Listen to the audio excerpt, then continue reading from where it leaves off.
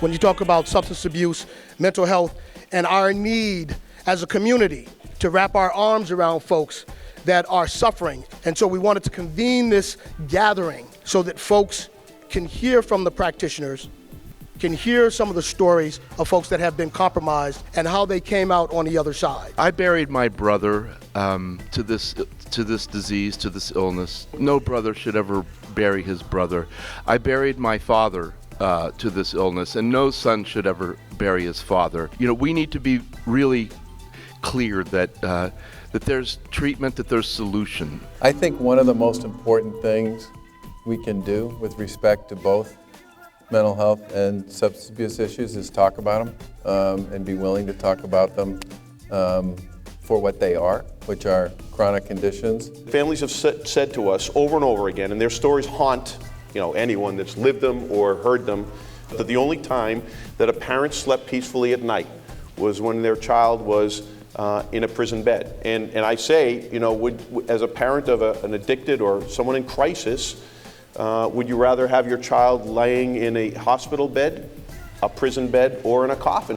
People with mental illnesses are much more prone to be the victims of violence than the perpetrators. And the data, the science, there's a longitudinal study that's out there that demonstrates it every year. My son has an illness which is just like any other organ of the body. He's no different from a liver, he's no different from a heart, is no different from a kidney, and so therefore we need to treat it just like that and to address the issue and to make sure that we educate folks that we got to treat this illness. I think about how do we destigmatize it, how do we open up the conversation, and how do we as providers make sure we're asking the right questions and then connecting to the right care and then follow up on that. Because I think that that's what we are really missing out on, is the opportunity to develop the trust with our patients and families so we can have a conversation where someone can admit that they're depressed, someone can admit that they're suicidal, and we just don't have enough of that, and that's what I'm hoping that we can continue to do. Why is addiction now an issue?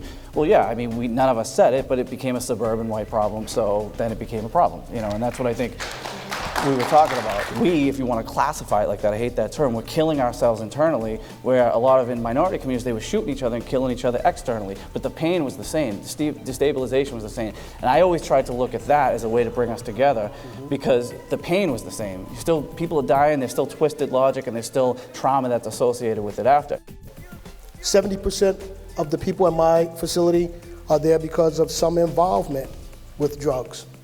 42% of my population that is there present with some form of mental illness, from the most passive to the most aggressive.